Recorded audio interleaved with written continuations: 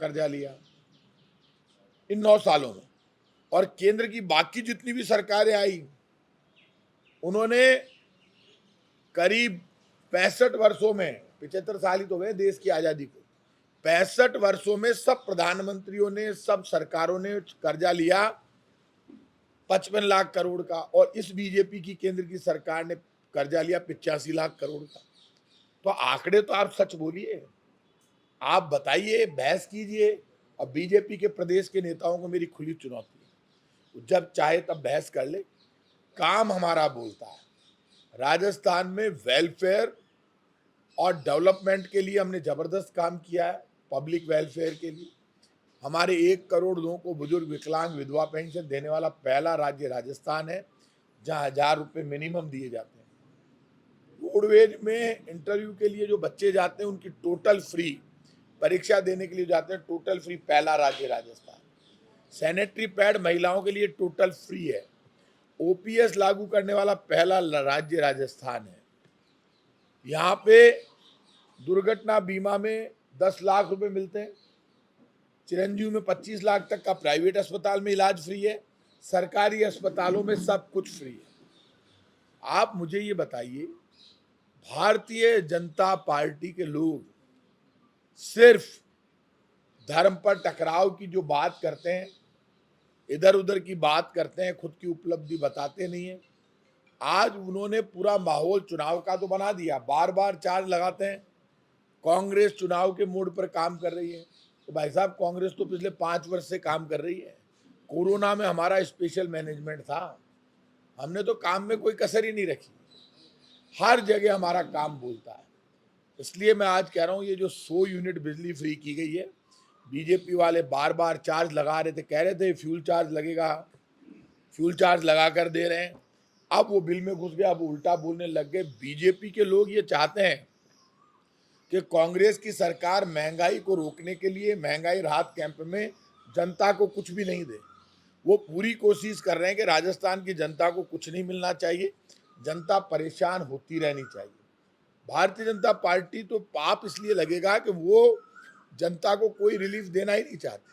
और मैं आज आपसे कह रहा हूँ, यदि गलती से, हमें पक्की उम्मीद है हम सरकार बनाएंगे, यदि गलती से बीजेपी आ गई तो ना तो ओपीएस मिलेगा, ना बिजली फ्री मिलेगी, ना पेंशन मिलेगी, ना चिरंजीव में 25 लाख तक का इलाज फ्री होगा, क्योंकि बीजेपी ये कहेगी कि जो काम कर रहे थे उनको तो जनता वोट ही नहीं दे रही।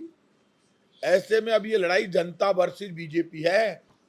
जनता जानती है, एक तरफ तो केंद्र की सरकार पेट्रोल डीजल महंगा करके जेब काट रही है, सिलेंडर महंगा करके जेब काट रही है।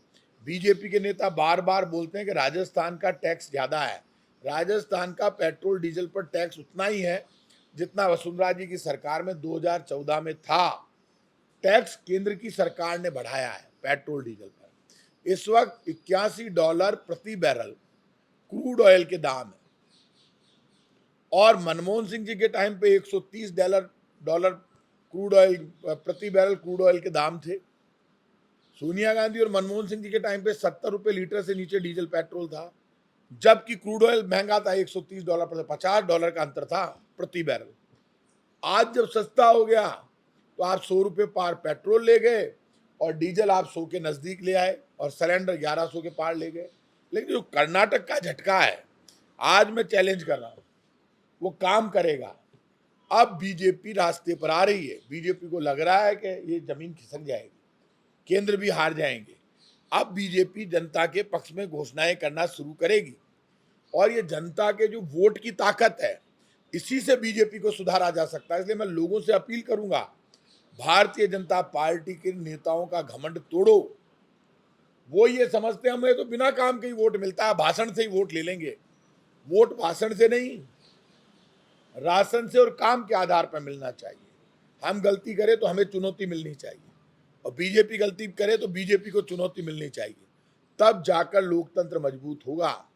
दिक्कत ये हो गई कि बीजेपी सिर्फ माहौल बनाकर, डायलॉगबाजी करके, ये जो बड़े बड़े बोल बीजेपी वाले बोल रहे हैं, ऐसा हो जाएगा वैसा हो जाएगा। बीजेपी की हालत खुद की खराब है। मंच पर एक दूसरे को धक्का देने में लगे हुए थे बीजेपी वाले। प्रधानमंत्री जी के नजदीक आने की होड़ लगी हुई थी। बीजेपी के नेताओं से कहूंगा, प्रधानमंत्री जी के नजदीक जाने की आप खूब होड़ लगाइए, लेकिन काका जी जनता के नजदीक भी तो जाओ। बीजेपी वालों, मारोगे क्या? जनता में तो आप जा ही नहीं रहे। आपके 25 एमपी जो थे उनको राजस्थान की जनता ढूंढ रही है और पूछ रही है वो आदर्श गांव कहाँ गए एमपी के। आदर्श गांव एक भी एमपी बताए तो सही। मैं 4 बार बोल चुका आदर्श गांव को लेकर, एक भी एमपी अपना आदर्श गांव नहीं बता रहा। वो उनको जेब में लेकर घूम रहे हैं आदर्श गांव को। तो भारतीय जनता पार्टी की जो जिद है वो चलने वाली नहीं है। आप सुन लेना, कर्नाटक की तरह राजस्थान में भी बीजेपी चुनाव हारेगी और बीजेपी को महंगाई, गरीबी और बेरोजगारी का नुकसान उठाना पड़ेगा। 2 करोड़ लोगों को रोजगार की बात बीजेपी ने कही, लेकिन आज तक कभी भी किसी वर्ष में टोटली 2 करोड़ रोजगार ये 9 साल में नहीं दे पाए। हर वर्ष देने वाले थे। इसलिए ये कितनी भी मैनेजमेंट से सभाएं कर ले, कितना माहौल बनाने की कोशिश कर ले, बीजेपी को चुनाव में जनता का विरोध सहन करना पड़ेगा। जब भी हम जनता को रिलीफ दे रहे हैं तब तब बीजेपी जनता के खिलाफ बोलती है और जनता ये कहती है साहब ये फ्री का काम है जो ये करें, हमारी कर्मठ, तुम्हारी क्या कर्मठ सरकार है?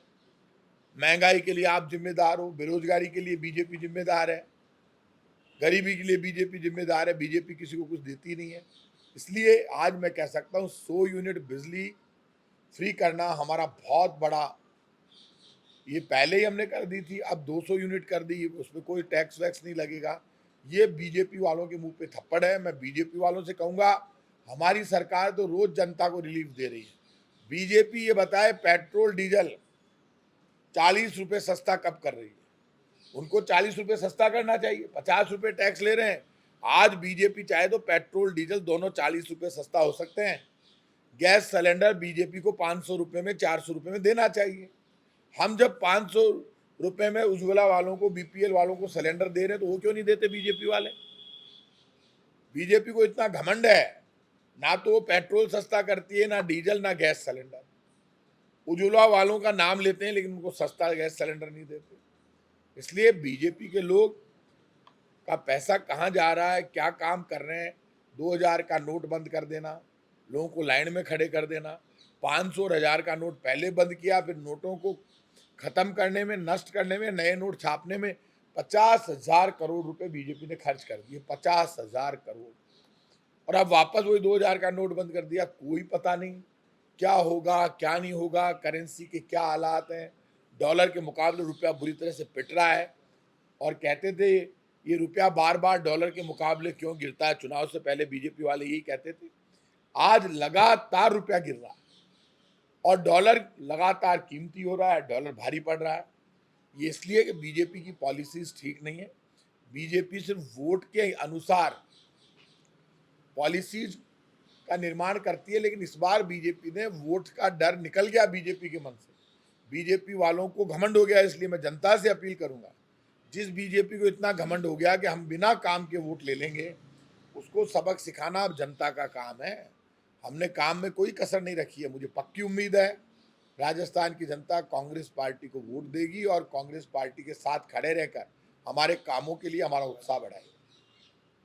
ये प्रताप जी, आप भाजपा के ऊपर आरोप लगा रहे हैं, आप कांग्रेस की देखने पार्षद इतनी मायूस हो रहा है कि आपकी संगठन में जहाँ जहाँ बोर्ड बना है वहाँ भी आपने समितियाँ नहीं बना पाए। आपकी पार्षद स्वयं मायूस होकर घूम रहे हैं, मंत्रियों के चक्कर लगाते लगाते थक गए, अब बोलना ही बंद कर दिया आप लोग के। अब आप लोग बोल रहे हो कि जनता की चुनाव के आखिरी अब वक्त बना, 2-4 महीना की सरकार है आपकी, उस वक्त आप जनता को राहत देंगे। तो फिर आप तय तोड़ना करोगे, वोट पड़ने दो यार अरुण जी, आप ही तय करोगे क्या सारा? अब बताइए और बताइए। चल आपकी बात हो गई अरुण जी, आपका क्वेश्चन पूरा हो गया, आप दूसरे को बोल रहे हैं, आप बताइए। हनुमान बेनीवाल ने प्रेस कॉन्फ्रेंस करी है, उन्होंने उनसे पूछा गया कि सचिन पायलट से बातचीत होती है, तो उन्होंने कहा कि मेरी बातचीत होती है, मैं तो उनको एक ही राय देता हूँ कि कांग्रेस छोड़कर हमारे साथ है, तो मैं तो चुनाव लड़ ही रहा हूँ, तो उनका साथ हो जाएगा तो चलो ठीक, कई बार आ गई ये बात, तो और कोई बात?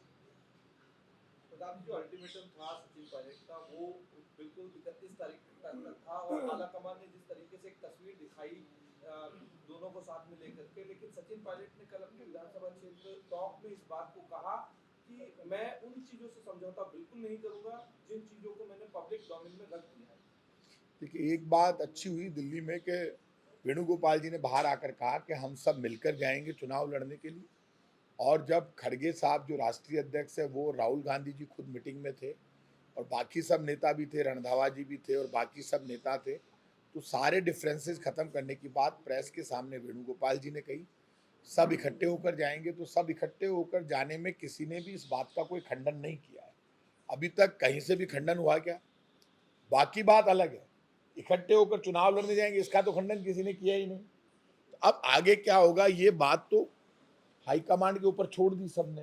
तो हमारे यहाँ जब चुनाव आ गए, अब हर बात के लिए बार बार हम आपस में बयान देते रहे, वो अच्छा नहीं है।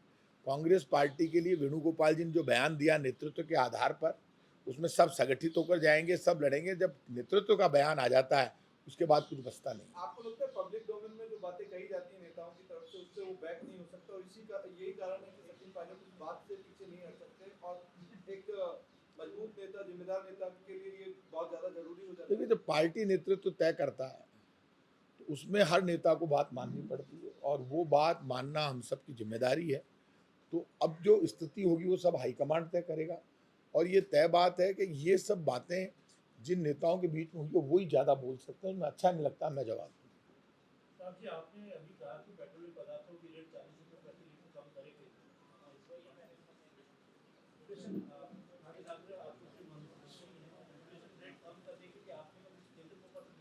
हाँ, बिल्कुल लिखा है, मैंने भी लिखा है, मुख्यमंत्री जी ने भी लिखा है। लगातार हमारे पत्र, हम पत्र लिखते हैं, पत्र लिखने के साथ साथ जो दिल्ली मीटिंग होती है उसमें बोलते हैं। और हमारे यहाँ से हमने खुद ने लिखकर लिखा, जो राजस्थान के जो टैक्स की बात करते हैं वो बात मैंने आपको क्लियर कर दी। तो जो 3-4 बार टैक्स कम हो, तो राजस्थान का टैक्स इस वक्त उतना ही है जितना 2014 में था। टैक्स नहीं बढ़ा पाए क्योंकि जैसे जैसे कम हुआ हमने तो कम कर दिया, लेकिन केंद्र कम नहीं कर रहा। और कोई बात? अब आज इसको यहीं पे रहने दो ना भाई, क्यों डाइवर्ट, कितनी काल परसों और बोलने से तो क्या हमेशा बार बार क्या होता है, इश्यू डाइवर्ट हो जाता है। आज प्रधानमंत्री जी की सभा पे, महंगाई पे, अब मैं लगभग प्रेस कॉन्फ्रेंस करता ही रहूंगा हर एक दूसरे, बाकी तो आप आते ही हो मेरे पास। तो अब वो एक सीएम को चिट्ठी लिखी है मुस्लिम महिलाओं ने कि हिजाब में जो हमको परीक्षा देने की अनुमति जो है वो दी जाए, और बाकी हिजाब पे बैन नहीं लगाया। ये बातें अपन बाद में करेंगे, ये मेरी जानकारी में नहीं है। ठीक है, और कोई बात? अभी तक तो कहा है कि खजरियावाद पहले पायलट साथ घूमते थे, अब क्या हो गया है? छोड़ो यार, हर बात का क्या जवाब देना। मैं जानूं यूनिवर्सिटी टाइम से पाई है। छोड़ो यार, क्या हर बात का जवाब दिया जाता है?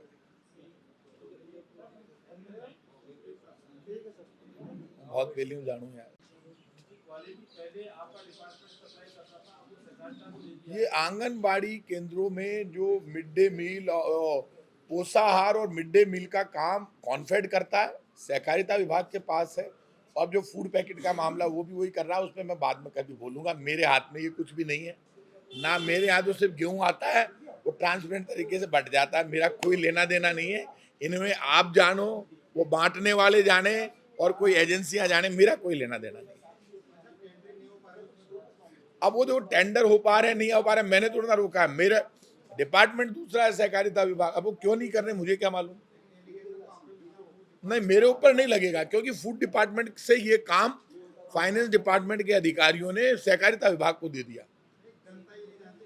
जनता को सब पता है, खाद्य मंत्री बोल चुके हो कि मेरा इनमें कोई लेना देना नहीं है। काकाओं, उनसे बात करो सहकारिता विभाग वालों से। लेकिन प्रताप जी, इसमें नहीं लगता है क्या कि आपको विभागीय रूप से कमजोर किया जा रहा है?